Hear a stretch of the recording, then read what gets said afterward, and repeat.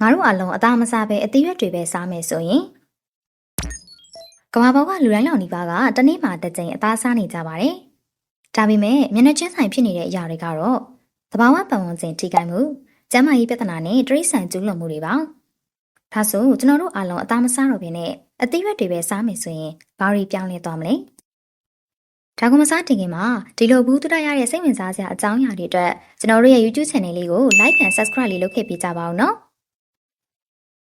အသားမစားခြင်းဟာသဘာဝပတ်ဝန်းကျင်ကိုတက်ရောက်မှုရှိနိုင်လား။ဓာတ်ငွေထုတ်လွှတ်မှုတွေမှာအဆိုးရွားဆုံးတစ်ခုကတိရစ္ဆာန်မွေးမြူရေးစနစ်ပါပဲ။ FAO အဆိုအရတိရစ္ဆာန်မွေးမြူရေးကကမ္ဘာဓာတ်ငွေလုံးစီ14%ထက်ပိုထုတ်လွှတ်နေပါတယ်။လူတိုင်း vegetarian ဖြစ်သွားမယ်ဆိုရင် global pollution နဲ့မြေရည်အပြင်စိုက်ပျိုးမြေတောင်85%အထိဖြစ်လာမယ်။တောင်ပေါ်တိရစ္ဆာန်တွေမပျက်စီးတော့ဘဲနဲ့သဘာဝတော်အများကြီးပြန်ပေါ်လာနိုင်မယ်။ကျန်းမာရေးပေါ်သက်ရောက်မှုသဘာဝအခြေခံအစားအသောက်ကိုသာစားတဲ့သူတွေအနေနဲ့သွေးပေါင်နှိမ်ခြင်းကိုလက်စတရောအားနည်းခြင်းနှလုံးရောဂါဖြစ်နိုင်ခြင်းရောနှင်းခြင်းတို့တွေ့ရှိထားတယ်။ဒါပေမဲ့ B12, Iron, Omega 3တို့လိုမျိုးအစွမ်းထက်အာဟာရတွေကိုသဘာဝအပင်တွေထဲမှာအနည်းငယ်ပဲရှိတတ်ပါတယ်။ဒါကြောင့်ဖြစ်ဆွက်နည်းနဲ့တော့သုံးဖို့လိုအပ်ပါတယ်။လူအဖွဲ့အစည်းနဲ့စီးပွားရေးအမြင်အရဆိုရင်တော့တန်လွင်မြေပေးကတောင်သူတအုပ်အနေနဲ့အသားဖြန့်ချင်ရင်နေထိုင်အသက်မွေးသူဆိုရင်သူ့လုံနဲ့အသက်မွေးမှုကလုံးဝပြောင်းလဲသွားနိုင်ပါတယ်။အသားထုတ်လုပ်ရေးအနေနဲ့စီးပွားရေးဝင်ငွေတက်တန်းချီတဲ့လူတွေကလည်းအခြားကဏ္ဍတစ်ခုစီပြောင်းသွားဖို့လိုအပ်လာနိုင်ပါတယ်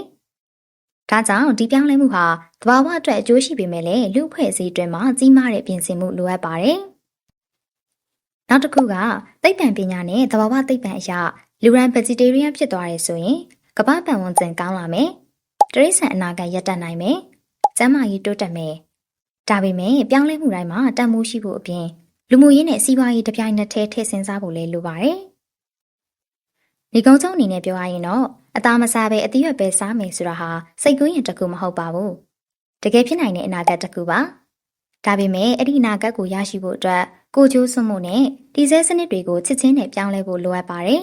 ။နည်းနည်းလေးပြောင်းလဲမှုနဲ့တောင်ကမ္ဘာတစ်လွှားမှာမပြောနိုင်လောက်တဲ့ကောင်းကျိုးတွေဖြစ်နိုင်ခြေရှိပါတယ်။ကဲဒါဆိုရင်ကို့အတွက်မှမထိခိုက်နိုင်ဘူးဆိုရင်အသားစားတာလျှော့ချရင်လည်းကဘာကြီးကိုကူညီပါ